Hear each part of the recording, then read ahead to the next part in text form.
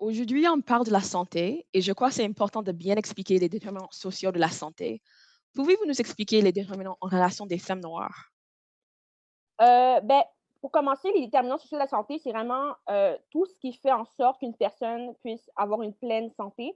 Donc si je prends la santé mentale, par exemple, c'est quelque chose que j'ai beaucoup abordé dans les dernières années.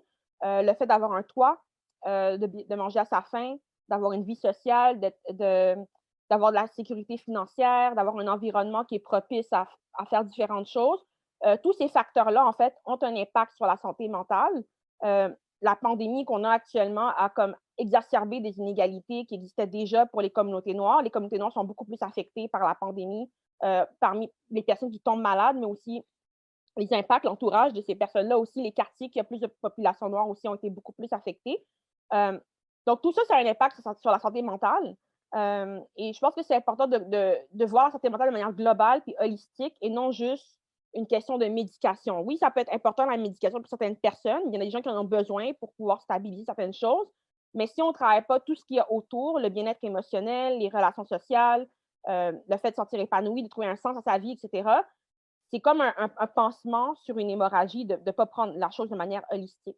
Donc ça, c'est les déterminants sociaux de la santé et en lien avec les femmes noires, en fait, ce que je remarque, puis sûrement ça va venir un peu plus tard dans la prochaine question, les femmes noires, il y a comme une force qui est assumée des femmes noires, dans le système de la santé, par exemple.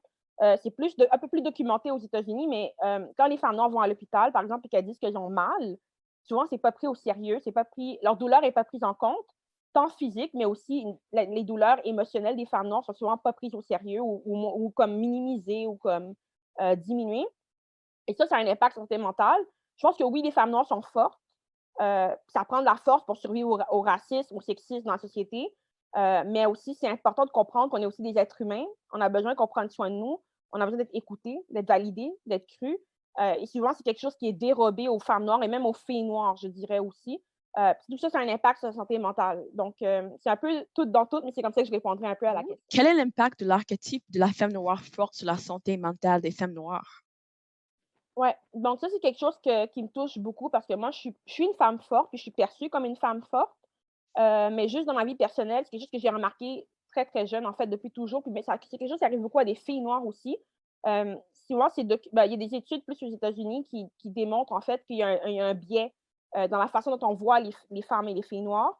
Les filles noires, souvent, on les voit comme étant plus matures, plus, hem on les voit pas comme des enfants, en fait. On leur enlève un peu leur innocence et leur naïveté. Fait que, par exemple, un enfant noir ou une fille noire qui va dire qu'elle a mal, qu'elle est triste ou qui va comme, faire du acting out à l'école, le réflexe peut être, par exemple, de dire: «Beh, cet enfant-là, on va la mettre en punition». Puis il y avait des études à Toronto qui avaient démontré que les enfants noirs sont beaucoup plus en punition que les enfants blancs, par exemple, pour les mêmes types d'actions que tout enfant peut poser. Mais par exemple, un enfant qui est pas racisé ou un enfant qui est pas noir, mais qui est racisé, hem, qui peut faire la même situation. Un enfant qui fait une crise, par exemple, c'est des choses qui arrivent, mais souvent on va dire: «Beh, toi, tu as besoin d'aller voir un psychologue, toi, tu as besoin de parler».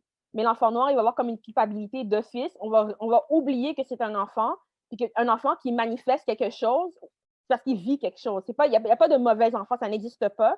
Il y a juste des adultes qui ne comprennent pas, en fait, ce que l'enfant essaie de dire et le message qu'il essaie de communiquer parce qu'il y a pas les mots souvent